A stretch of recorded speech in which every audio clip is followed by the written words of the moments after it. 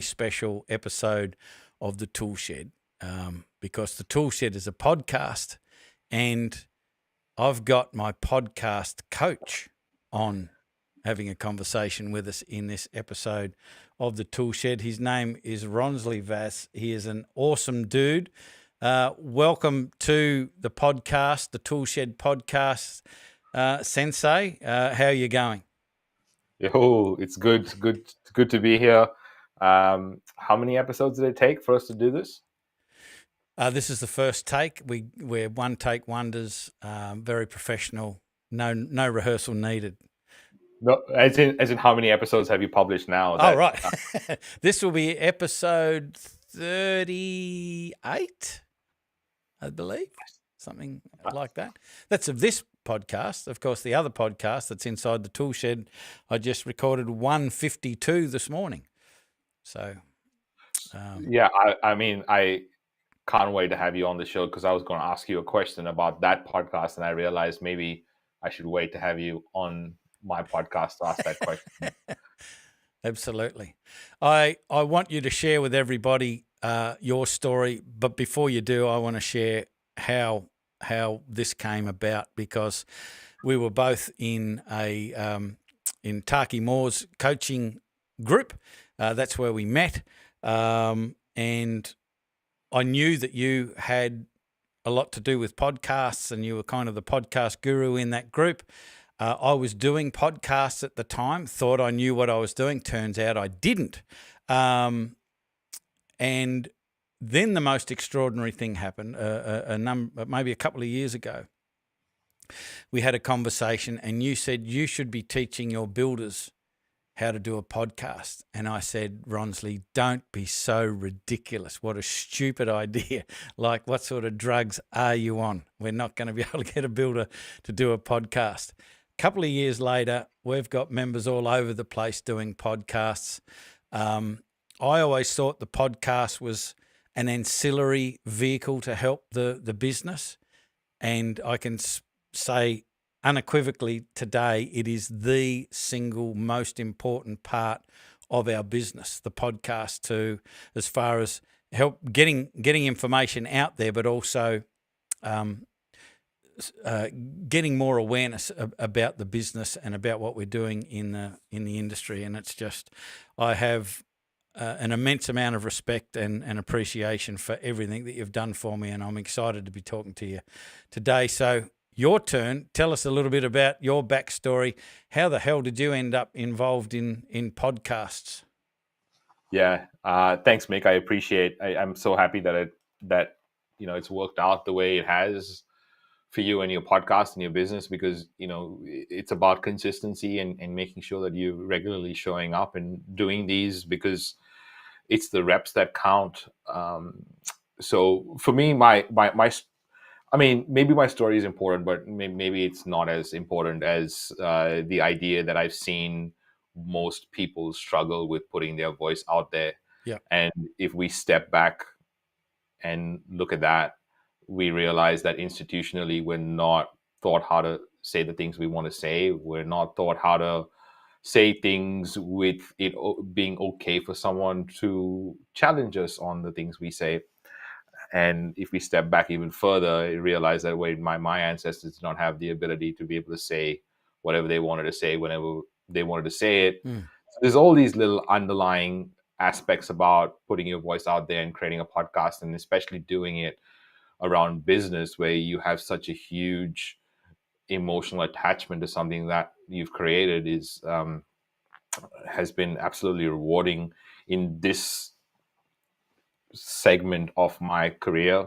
I have done so many different things, and I've been in 7 different careers in the last few years. And a lot of people ask me, how many lives have you led? And I've actually squeezed every single ounce of every single day that I've been able to live on this planet. So right now, being the podcast guy, it's really interesting, because as of the last 6 months, I've suddenly become the computer science AI guy as well.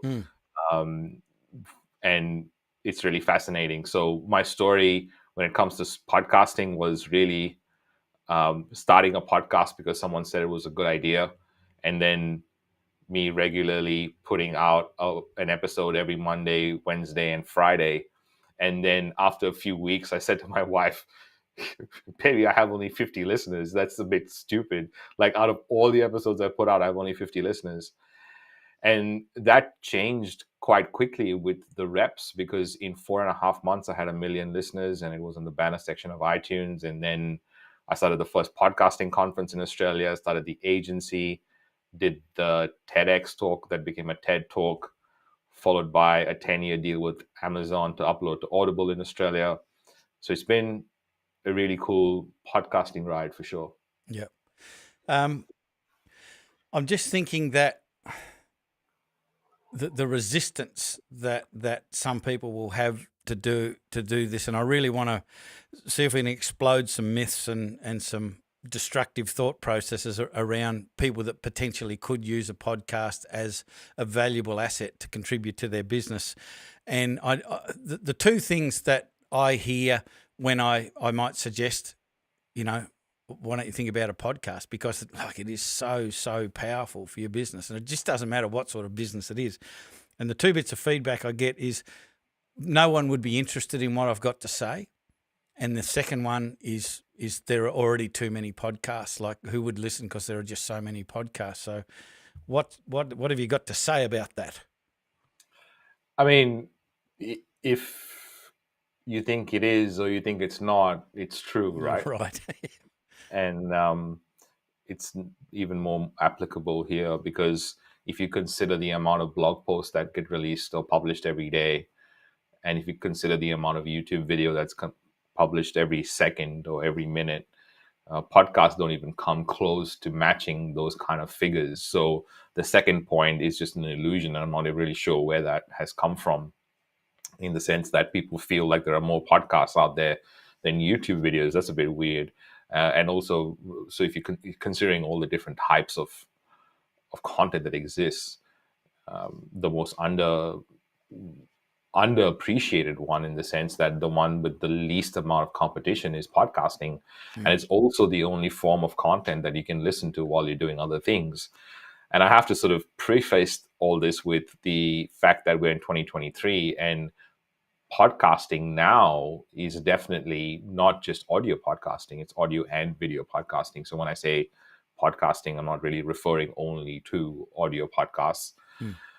So the second point is like a really sort of perspective, depending on how, it's like you don't know much, and you're in this dangerous territory of feeling like you have an opinion, but that opinion is actually quite useless, because it's not really, doesn't make sense, right? It doesn't make sense. The numbers don't add up. So there are not enough podcasts compared to all the other forms of content that are out there. Yeah. The first one is a general one that we all face. It doesn't matter what we're creating. Every single creator, whether they're writing a book or they're making a business or they're putting out a product out there, or a podcast or a YouTube video, or it doesn't matter, writing an article piece, the thought always passes our mind. Who would even care? Well, why should I write this? Why should I put myself through this artist's pain of figuring out whether people care what I have to make? And it's a normal reaction. And I've done over 1,200, maybe 1,100 and something, 1,100 and something podcasts for different businesses, brands, personalities over the last 11 years. And it doesn't matter if you are a actor, a Hollywood actor, a politician, someone starting a podcast for the first time. We all have the same thought process. Who will listen? Who would care? Paris Hilton said the same thing. Why should I? Who would even listen to me? Which is fascinating, right? Considering what she's built and the empire that she has. So I think those are normal sort of comments to have. Yep. And I remember you helping us to understand, particularly about the too many. There might be a lot of podcasts out there, but you said something about the average length of or number of episodes in a podcast series before they kind of give up, which you really just got to show up, it sounds like, to get that volume. How many? What is the average number of podcasts in a series? Do you remember? Yeah, seven or less. Really? 7 or It just that I laugh because it's like that. We started this Toolshed podcast, and as I said, I think you're 36 or 30, episode 37 or something like that, and it's like that's gone in a flash, and there are just so many cool people to talk to. I just can't ever envisaging running out of content or running out of cool people to talk to that people would find valuable. Yeah, and I think also, Mick, just to sort of on that point, when you think about businesses thinking about the podcast, whether it's a good idea or not, like I feel like in general, one of the things and mistakes we kind of make is, hey, they think that a podcast is a good idea for their business. They think it's a marketing tool or a content tool, and I'm here to say that it's not actually a content tool or a marketing tool. It's actually the best business development tool that ever existed. Yeah. And that is the big shift that I think business owners need to make. They need to think about the idea that this is a business development tool, and you can bake that into the business development of your business, which then allows you to do really cool things that then you happen to create content, and you happen to create marketing, and you happen to create all this social media content that you never run out of. But mainly it is a business development tool as opposed to a content or marketing tool.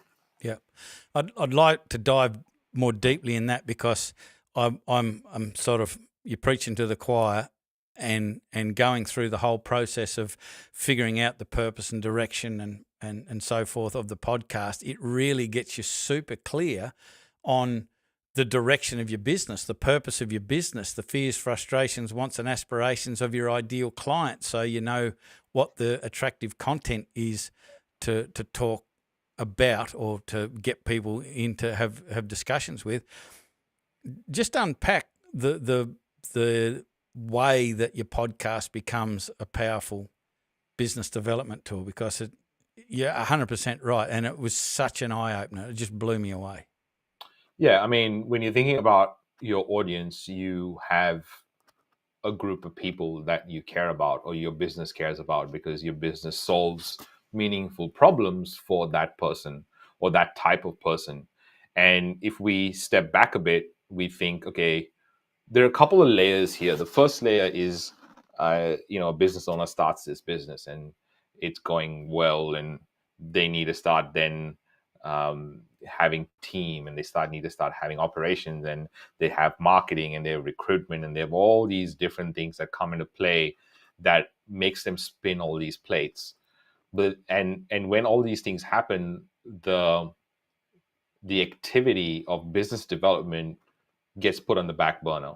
So then you start having team and operations and culture and processes and systems, but then the marketing, like the leads dry up and the business development doesn't happen, and there are people not requesting as many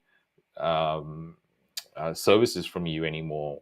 So when that happens, you start to realize, well, I haven't done much business development. But if you kind of realize that you have an audience and there are other people that already serve that audience, what if you had conversations with them about this audience and really dial into their fears, frustrations, wants, needs, aspirations, mistakes, what they wish they could do after their pain points are fixed?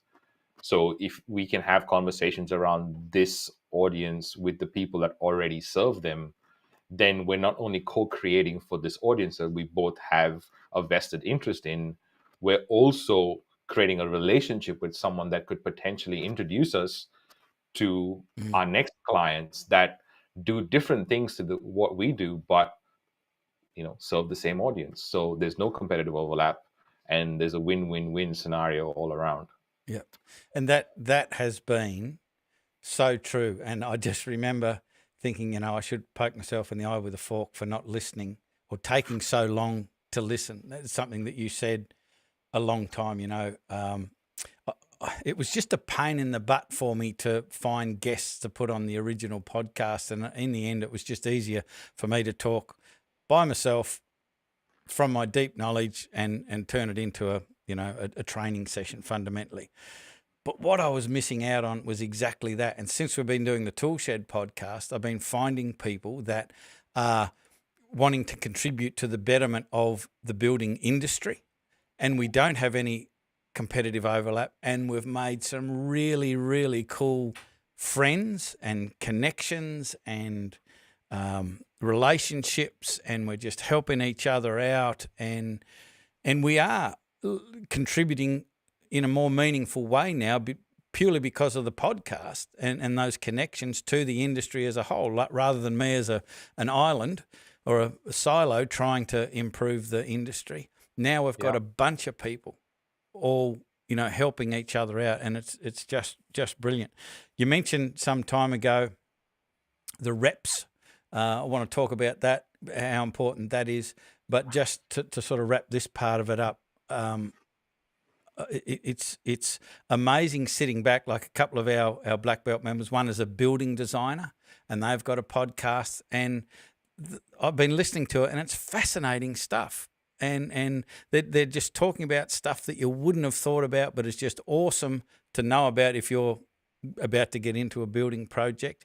They're enthusiastic about it, but you can tell that in the creation of the podcast, they are learning more about what their clients are thinking, wanting, and needing, which is fantastic for business development. Same, another guy just works as a builder on his own, and he's putting out information to the potential customer that will help them have a better building project. And you can hear it happening, listening to his content, that he's learning more and more and more about his clients, which has got to help your business dramatically. But just going back to you mentioning dirty reps. You didn't say dirty. I made that up because that's what Taki always used to say. But the repetition, I think people wait until they're confident to start, or wait until they've got everything together to start. Bad advice. Why? There's a great quote by a friend of mine called Philip McKernan, and Philip says, so I want to give him credit. Obviously, this it's not me sounding smart. It's actually his quote. People want to make an impact on the planet, but they want to look good while they're making that impact.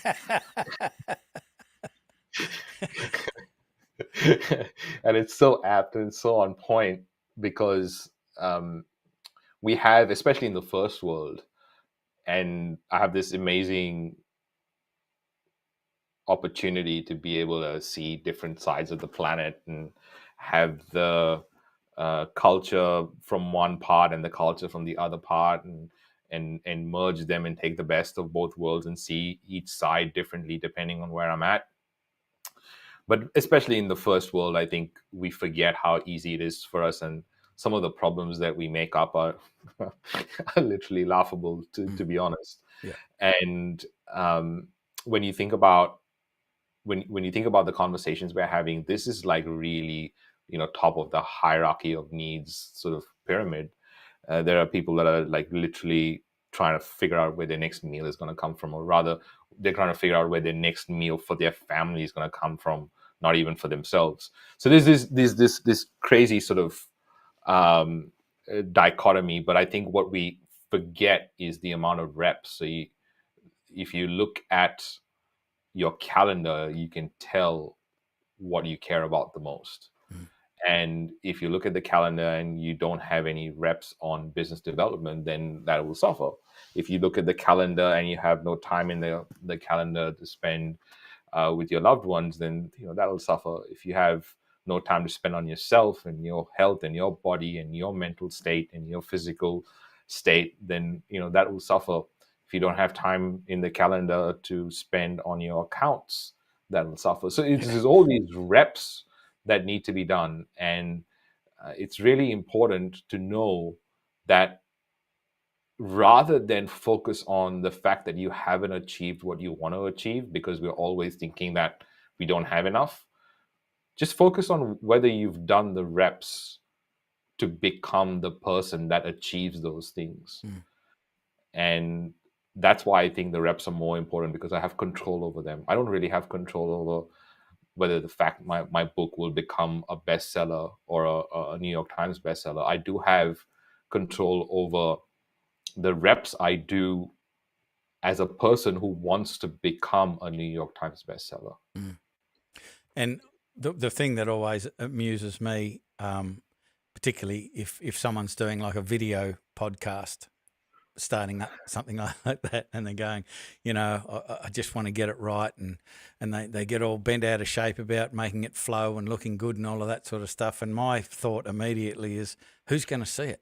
Like, who's going to see it, dude? Because if you can do one episode of a podcast and it's seen by a shit ton of people, can you tell me how you did that? Because I want to do it too. It's like, who sees the initial reps?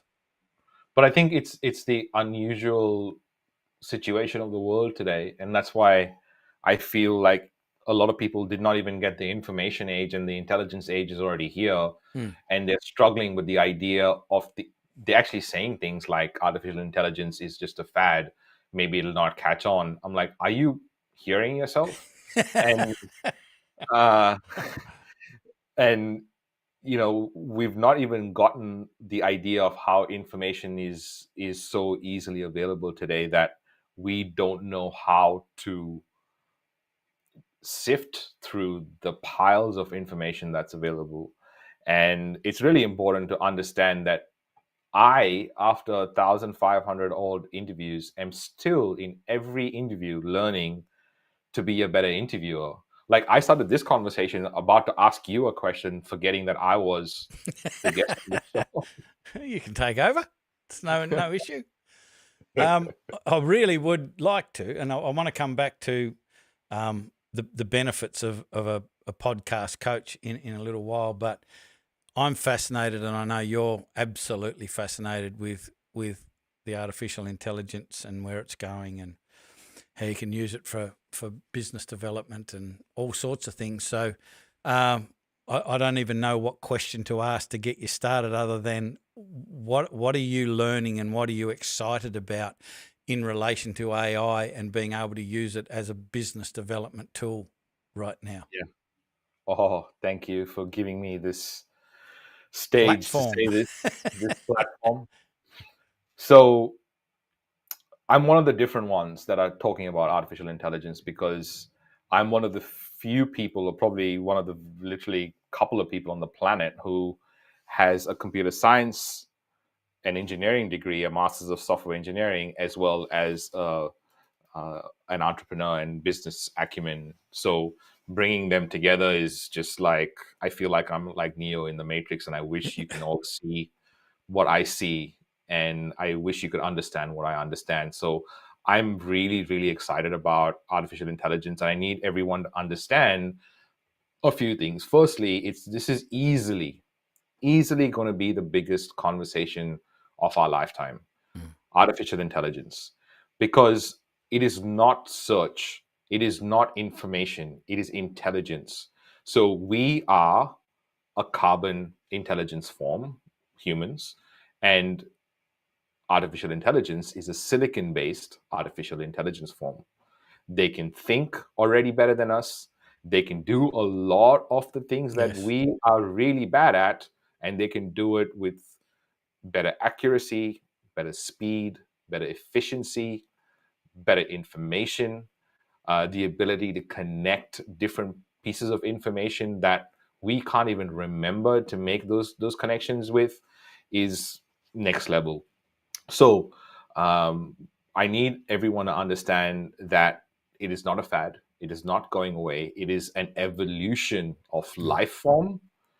And when you understand that and you wrap your head around that, hopefully you can see the impact that it's going to make, and already has made in the last 6 months of us having focused on it, from it being able to read our minds, to it being able to be given video for it to assimilate, just like in the Matrix.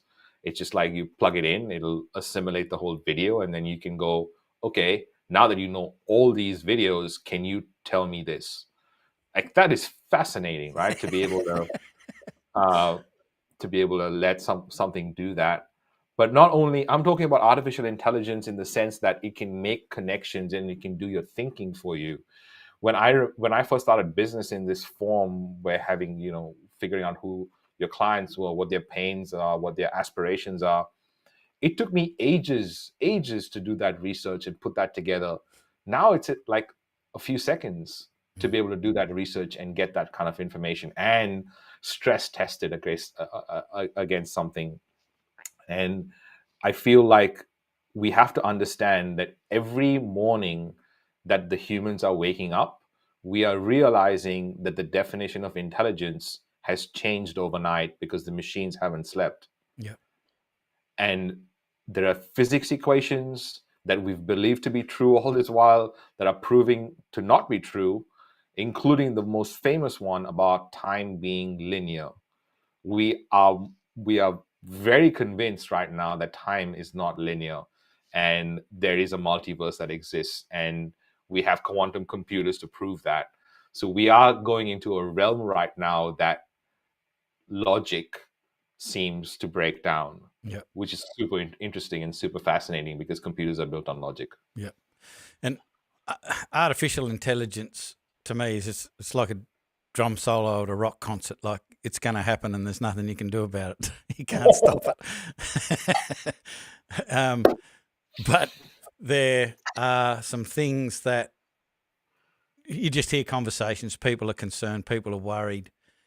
What have you heard that people are worried about, and should they be worried, or are they worrying about nothing? Everything's got a bad side, I'm sure, but I think the upside to this is significantly higher than Yeah. the downside. Well, I think in general we are warriors, right? Humans. When the industrial age came along, we were worried that there would not be jobs and jobs would be taken away from us. But in fact, the industrial age created more jobs, and actually 5 or 10 times more jobs than they existed before. Same thing happened with the information age, and same thing is going to happen with the intelligence age. So every time there's a change in the ages, there's a concern from the laggards mostly that, hey, whatever I've learned is not going to be useful anymore. Let's create a hoo-ha about it.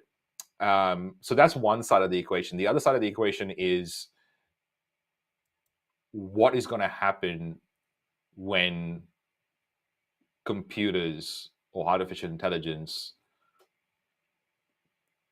is given free reign. What happens at that point? Because it's going to happen.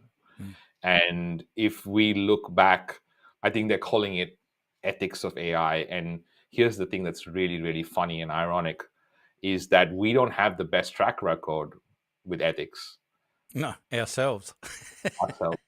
But we decide that we want to put ethical boundaries around something that is still in its infancy, which is really fascinating. But because we've been the most intelligent species on the planet, we've done some really dumb shit. We have destroyed ecosystems and we've created really selfish ways of operating on the planet. And we have to change that. If we don't change that, the human race is not going to exist. And let me explain that, because right now the machines are learning from us. They're learning every single day the way we're operating. If we do not operate artificial intelligence with empathy, with love, with collaboration, they're going to learn from that. That's why it's our responsibility in general as a business owner, as entrepreneurs, as creators, as people that are forward thinking, the next line after the scientists, that we use it in the best possible way so that when it's learning from us with the right ethics. And if we don't find a way to collaborate, if we don't find a way to do this together, we were not going to exist, because based on our current ways of thinking, the most intelligent form of life can do what they want, which means we are not necessary.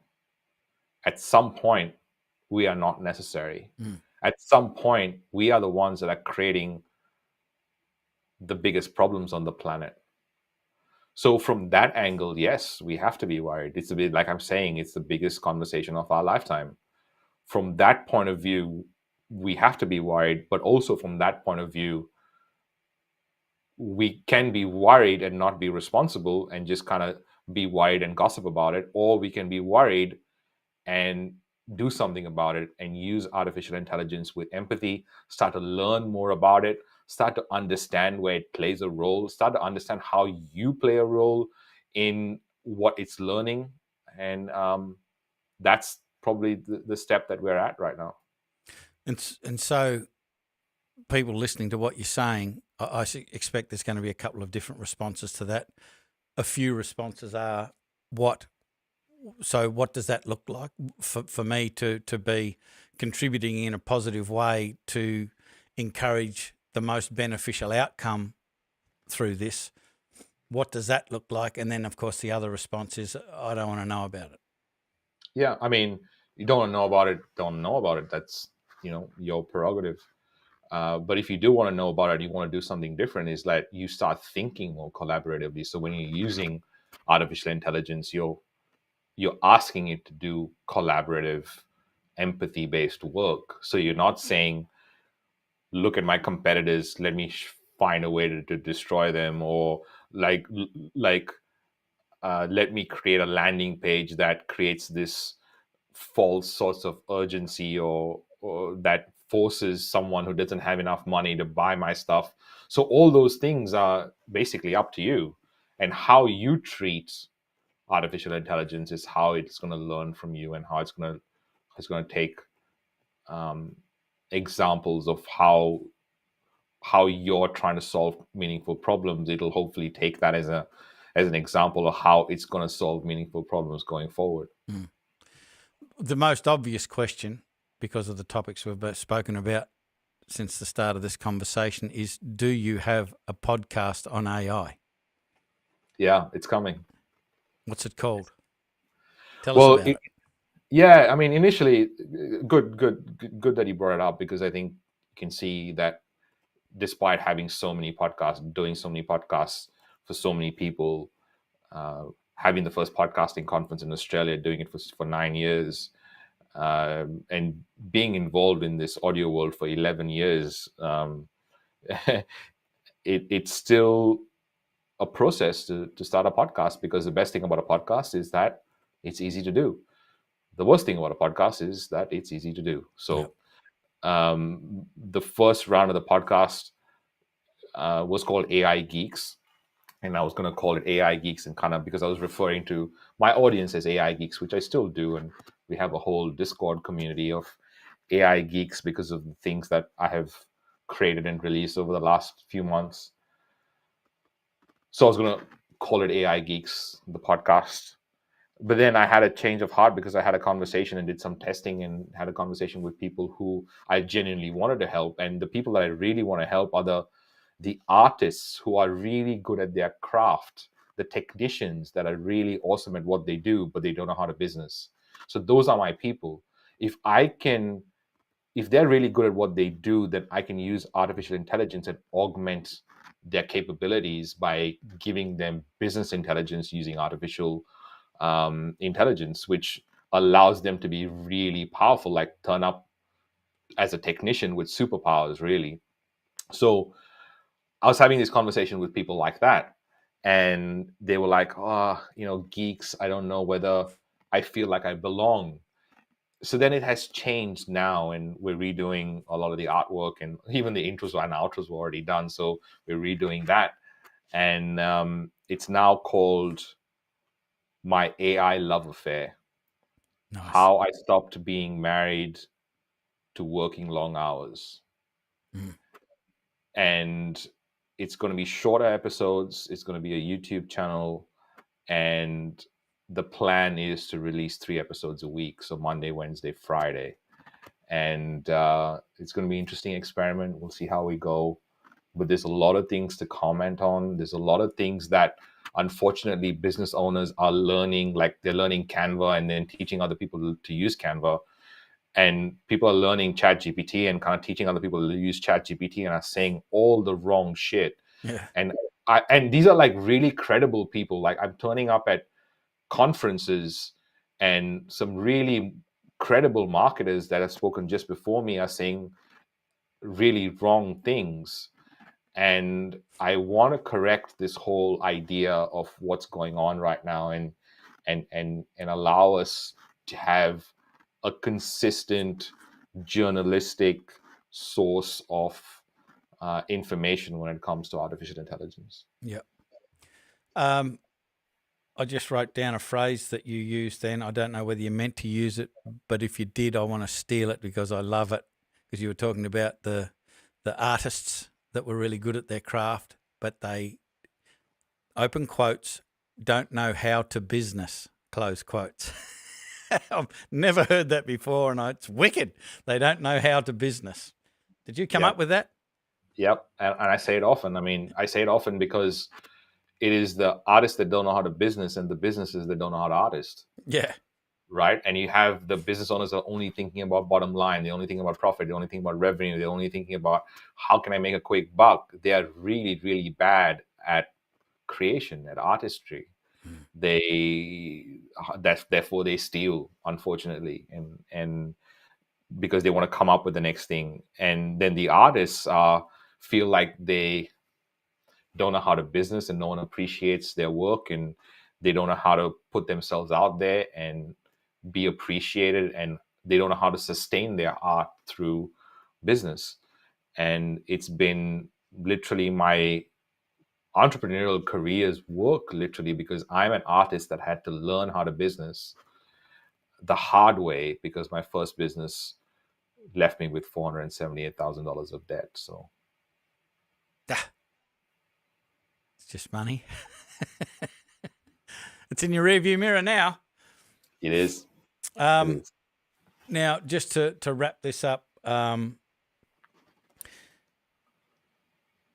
Sullivan, obviously taught Taki who, not how, and Taki used to do this thing called, standing on the shoulders of giants, where we'd learn from others who had already created what we want to create and so forth. And it's just this, for me, it's been a blinding flash of the obvious, and I've taken it to another level just of recent weeks of getting help from different people where I thought I knew what I was doing, and the realization that when you are learning from someone who is an absolute specialist, or they are taking control or taking the lead for a part of your business, that's all they do. They're a specialist.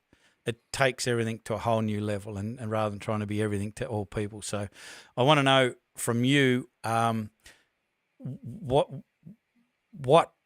do people do, or how do they reach out to you? What have you got available? If this has made any sense to anybody about they need to get a podcast, and if we haven't made that point, you're a bloody idiot if you don't, because it's the most amazing business development tool. It clarifies your thinking. It creates connections. It gets you focused. It's just a wonderful, wonderful tool for any business. I don't care what your business is. Do not care. How do they reach out to you? What's the front door? What do they need to do? Yeah. Well, going to We Are Podcast on any of your favorite podcast platforms. It's the podcast that I release every week, and it's basically, business owners that have used the podcast and how they're using it for their business in different ways, and what do they do while they're recording, what they do before recording, what they do after recording, how do they put it together, how do they create value from their podcast. So definitely go listen to that. wearepodcast.com is where you can go and find all the cool things that we are up to. But definitely listen to the podcast. I think that's probably the easiest way to get an idea on how to do things. And then download the 10 mistakes. If you already have a podcast and you want to avoid making some mistakes that are just generic to business owners learning to become podcasters, then go to wearepodcast.com and get the 10 biggest mistakes that podcasters make and how to avoid them, and start making your podcast better. Start to use it like it's meant to be used as one of the best platforms and the most amazing rep that you can potentially do, because it's not only a rep on conversation, it's a rep on uh, personal development, uh, business development, marketing, content. It's a rep on a whole bunch of different fronts. So yeah, it's I'm so glad that I got into this 11 years ago. So glad I wrote the book, and so glad to have all these reps done in 2023 to kind of go, yeah, I know what I'm talking about. Yeah. We'll make sure that we've got all of those links in the description to We Are Podcast and where you can download the 10 mistakes. I just want to thank you from the bottom of my heart for coming onto the show, but also for being so supportive and sharing and knowledgeable and caring. And, you've changed my life. You've absolutely changed my life through podcasting and learning about what more podcasting does. Podcasting isn't just having a conversation, recording it and sending it out, to the universe. There's so much more, and we just want so many more people to understand that because it is so powerful, and I have you to thank for it, and I just really appreciate you and your generosity and support and just your knowledge, willingness to share. It's great stuff.